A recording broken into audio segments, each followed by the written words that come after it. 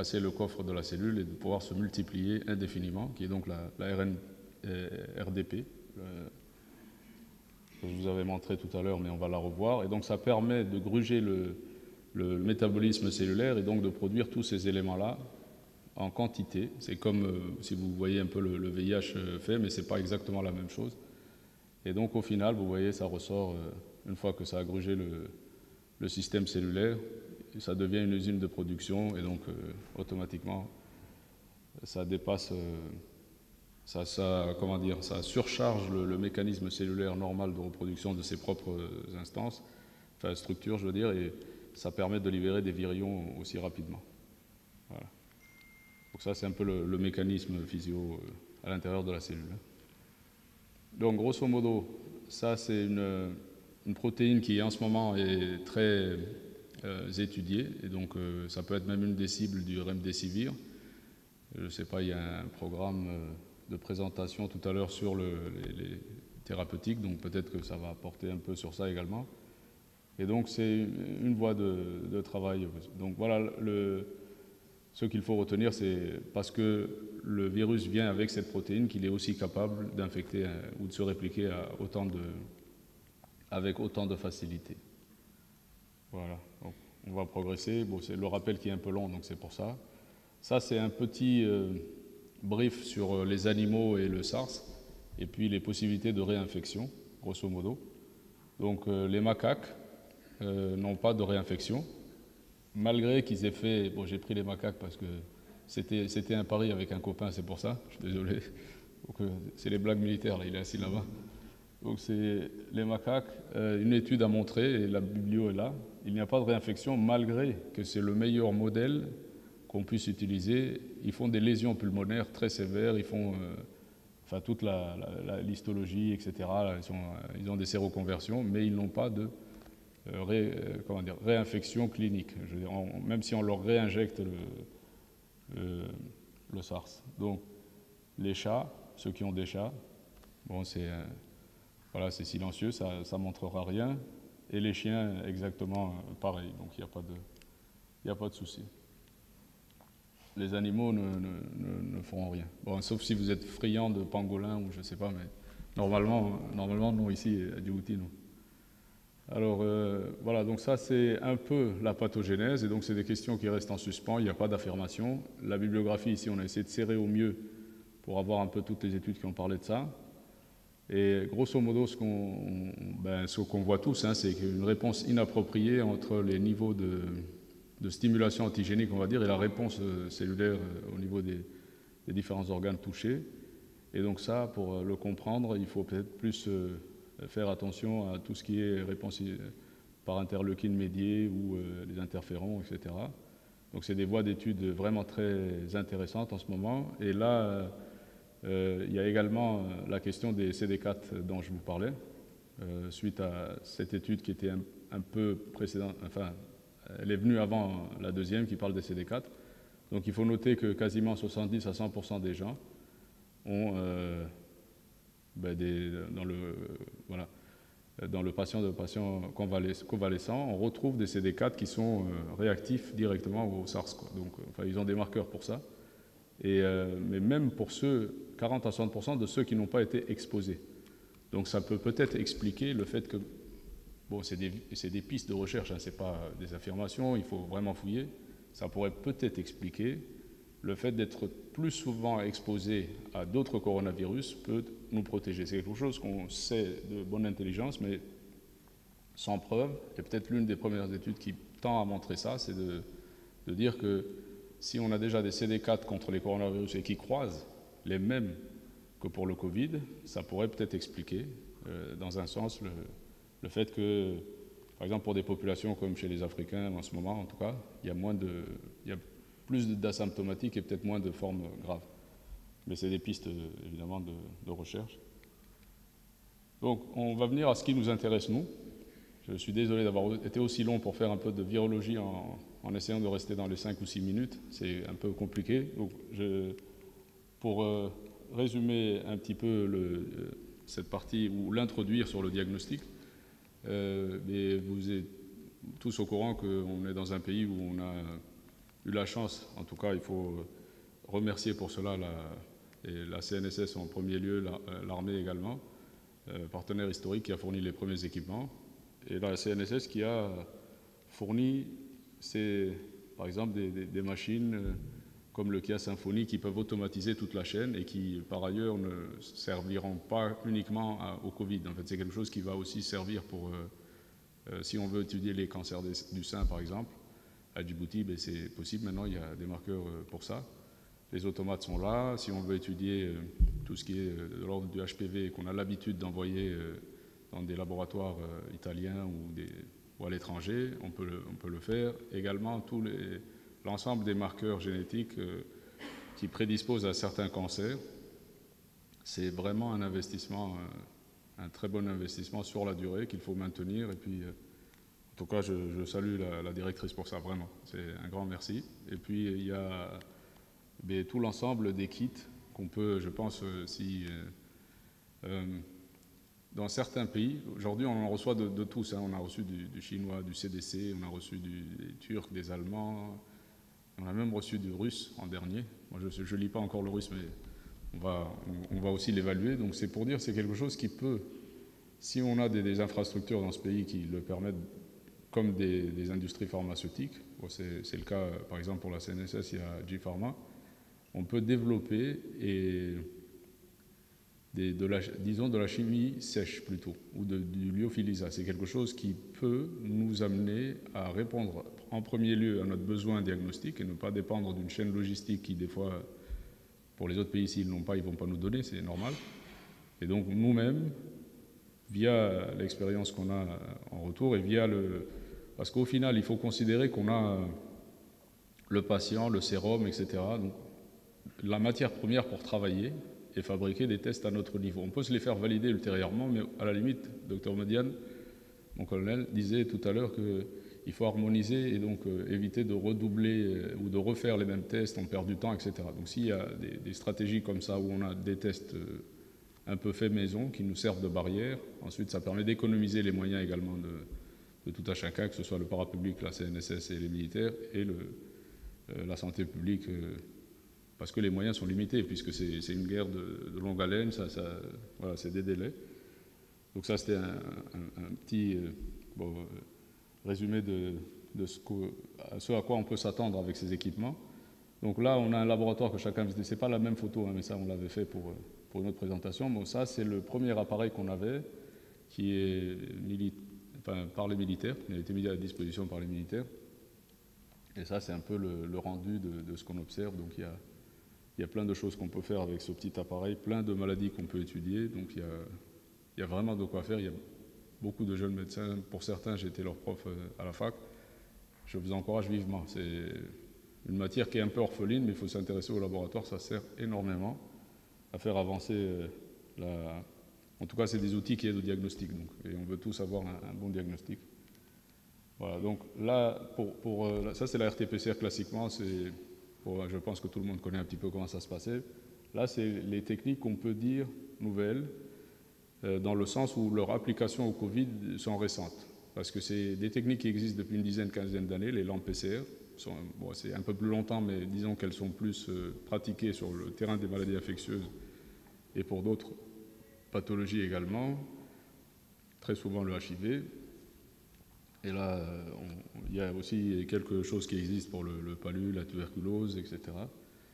Souvent la dengue. Donc, il y a différents types qui existent. Bon, ça, c'est le test salivaire de Yale. Et donc, c'est le principe de fonctionnement. Et grosso modo, la salive, une protéine ASCA qui va inhiber, une période de température pour inhiber la protéine ASCA. Et donc, son effet, la protéine ASCA qui nous aide à sortir l'ARN. Et au final, il y a un lecteur. Bon, si on n'a pas le lecteur, c'est compliqué. D'accord? Mais on peut avoir les plaques chauffantes, etc. Et le principe, ici, c'est celui qu'on utilise à Djibouti.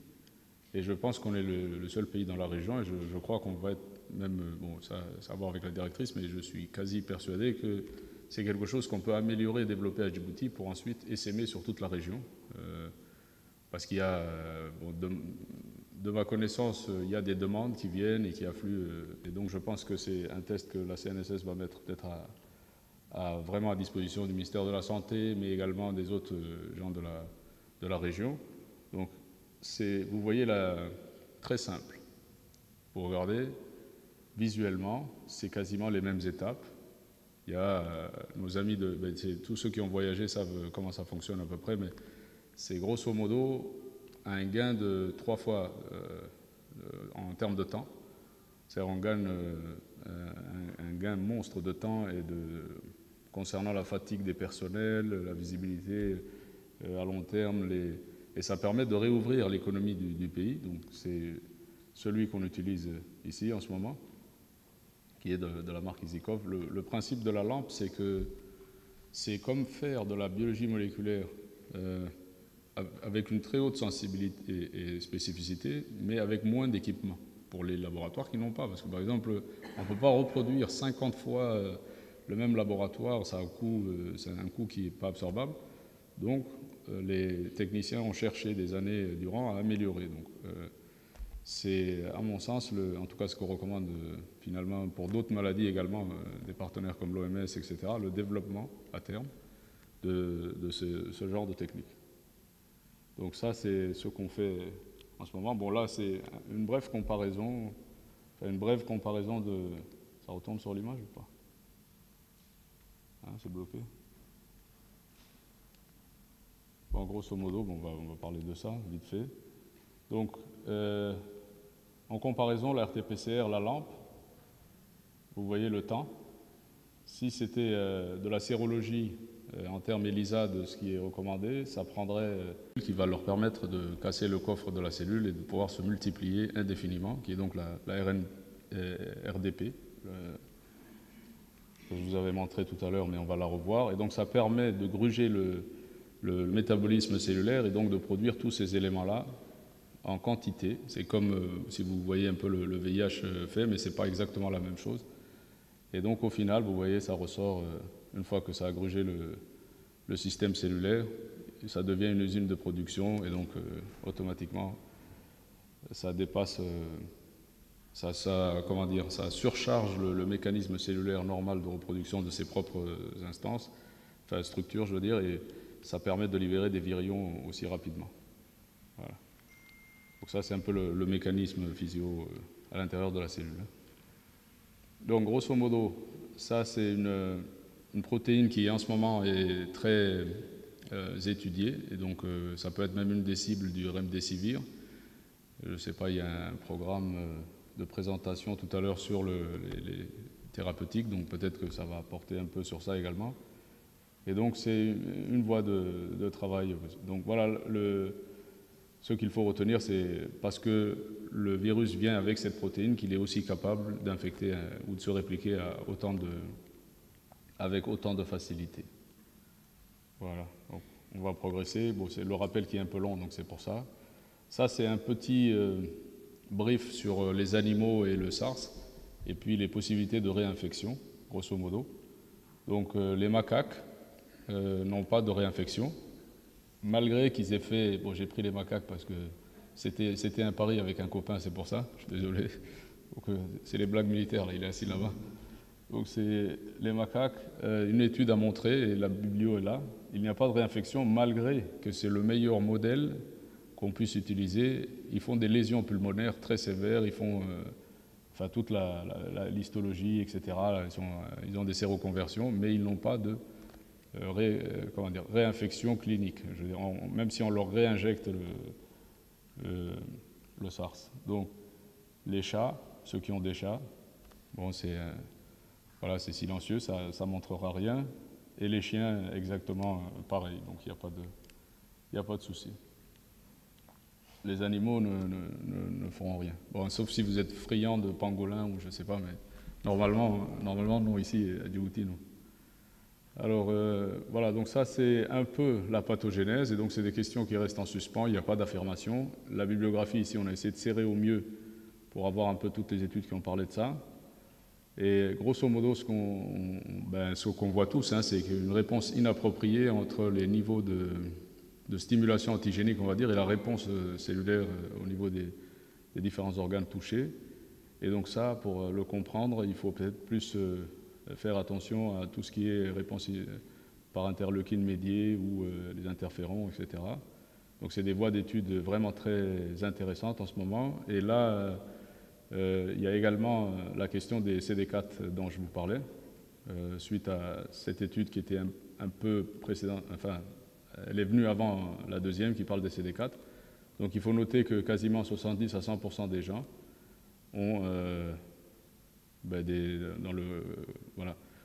dans le patient convalescent, on retrouve des CD4 qui sont réactifs directement au SARS, quoi. Donc, ils ont des marqueurs pour ça. Mais même pour ceux, 40 à 60% de ceux qui n'ont pas été exposés. Donc ça peut peut-être expliquer le fait que, bon, c'est des pistes de recherche, hein, ce n'est pas des affirmations, il faut vraiment fouiller. Ça pourrait peut-être expliquer le fait d'être plus souvent exposé à d'autres coronavirus peut nous protéger. C'est quelque chose qu'on sait de bonne intelligence, mais sans preuve. Et peut-être l'une des premières études qui tend à montrer ça, c'est de dire que si on a déjà des CD4 contre les coronavirus et qui croisent les mêmes que pour le Covid, ça pourrait peut-être expliquer, dans un sens, le fait que, par exemple, pour des populations comme chez les Africains en ce moment, en tout cas, il y a plus d'asymptomatiques et peut-être moins de formes graves. Mais c'est des pistes, évidemment, de recherche. Donc, on va venir à ce qui nous intéresse, nous. Je suis désolé d'avoir été aussi long pour faire un peu de virologie en essayant de rester dans les 5 ou 6 minutes. C'est un peu compliqué. Donc, pour résumer un petit peu cette partie, ou l'introduire sur le diagnostic, mais vous êtes tous au courant qu'on est dans un pays où on a eu la chance, en tout cas il faut remercier pour cela la CNSS en premier lieu, l'armée également, partenaire historique qui a fourni les premiers équipements, et la CNSS qui a fourni, par exemple, des machines comme le Kia Symphony qui peuvent automatiser toute la chaîne et qui, par ailleurs, ne serviront pas uniquement au Covid. En fait, c'est quelque chose qui va aussi servir pour, si on veut étudier les cancers du sein, par exemple, à Djibouti, ben c'est possible. Maintenant, il y a des marqueurs pour ça.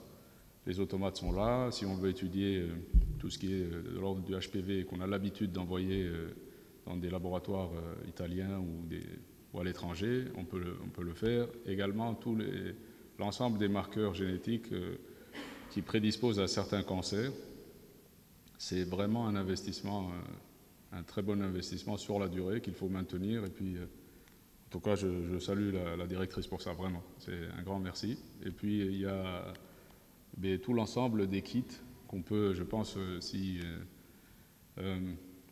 dans certains pays, aujourd'hui, on en reçoit de tous. Hein. On a reçu du chinois, du CDC, on a reçu des Turcs, des Allemands, on a même reçu du russe en dernier. Moi, je ne lis pas encore le russe, mais on va aussi l'évaluer. Donc, c'est pour dire que c'est quelque chose qui peut, si on a des infrastructures dans ce pays qui le permettent, comme des industries pharmaceutiques, c'est le cas par exemple pour la CNSS, il y a G-Pharma, on peut développer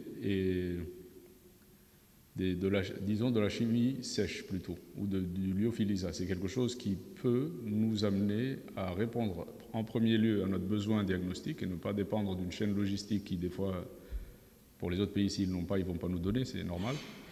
Et donc nous-mêmes, via l'expérience qu'on a en retour et parce qu'au final, il faut considérer qu'on a le patient, le sérum, etc. Donc, la matière première pour travailler et fabriquer des tests à notre niveau. On peut se les faire valider ultérieurement, mais à la limite, Dr Modian, mon colonel, disait tout à l'heure qu'il faut harmoniser et donc éviter de redoubler ou de refaire les mêmes tests, on perd du temps, etc. Donc s'il y a des stratégies comme ça où on a des tests un peu faits maison qui nous servent de barrière, ensuite ça permet d'économiser les moyens également de tout à chacun, que ce soit le parapublic, la CNSS et les militaires, et la santé publique, parce que les moyens sont limités, puisque c'est une guerre de longue haleine, voilà, c'est des délais. Donc ça, c'était un petit résumé de ce à quoi on peut s'attendre avec ces équipements. Donc là, on a un laboratoire que chacun visite. C'est pas la même photo, hein, mais ça, on l'avait fait pour une autre présentation. Bon, ça, c'est le premier appareil qu'on avait, qui est par les militaires, qui a été mis à disposition par les militaires. Et ça, c'est un peu le rendu de ce qu'on observe. Donc il y a plein de choses qu'on peut faire avec ce petit appareil, plein de maladies qu'on peut étudier. Donc il y a Il y a vraiment de quoi faire. Il y a beaucoup de jeunes médecins. Pour certains, j'ai été leur prof à la fac. Je vous encourage vivement. C'est une matière qui est un peu orpheline, mais il faut s'intéresser au laboratoire. Ça sert énormément à faire avancer la... En tout cas, c'est des outils qui aident au diagnostic. Donc, et on veut tous avoir un bon diagnostic. Voilà, donc là, ça c'est la RT-PCR classiquement. Je pense que tout le monde connaît un petit peu comment ça se passait. Là, c'est les techniques qu'on peut dire nouvelles, dans le sens où leurs applications au Covid sont récentes. Parce que c'est des techniques qui existent depuis une dizaine, quinzaine d'années, les lampes PCR. Bon, c'est un peu plus longtemps, mais disons qu'elles sont plus pratiquées sur le terrain des maladies infectieuses et pour d'autres pathologies également, très souvent le HIV. Et là, il y a aussi quelque chose qui existe pour le palu, la tuberculose, etc. Souvent la dengue. Donc, il y a différents types qui existent. Bon, ça, c'est le test salivaire de Yale.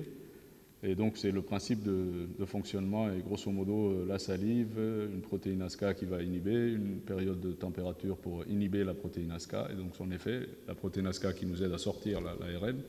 Et au final, il y a un lecteur. Bon, si on n'a pas le lecteur, c'est compliqué. D'accord?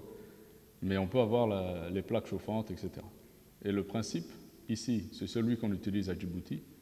Et je pense qu'on est le seul pays dans la région. Et je crois qu'on va être même, bon, ça a à voir avec la directrice, mais je suis quasi persuadé que c'est quelque chose qu'on peut améliorer et développer à Djibouti pour ensuite essaimer sur toute la région. Parce qu'il y a, bon, de ma connaissance, il y a des demandes qui viennent et qui affluent. Et donc je pense que c'est un test que la CNSS va mettre peut-être vraiment à disposition du ministère de la Santé, mais également des autres gens de la région. Donc vous voyez là, très simple.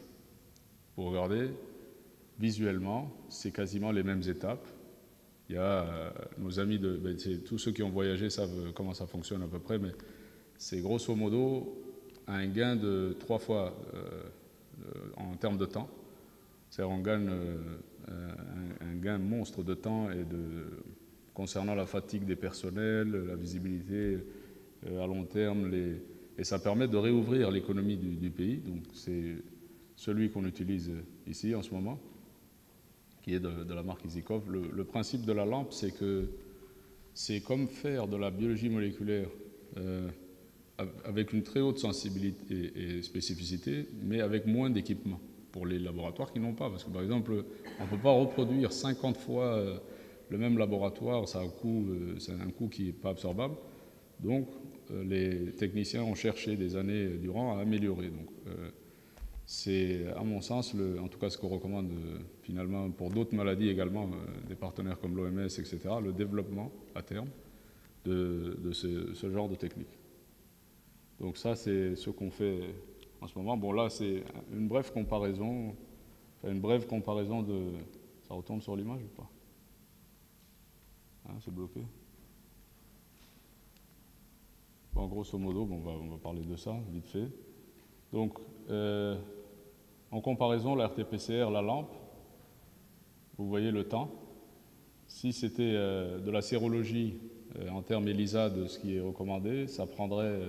Voilà, 200 cas. Enfin, c'est très long, hein, l'ELISA, c'est pas comme les tests rapides, comme les TDR. Et c'est la comparaison, le gold standard pour l'OMS, ça reste ça. Donc la technique qui s'approche le plus de ça reste la RT-LAMP. La RT-LAMP, comme les tests qu'on a décrits plus tôt.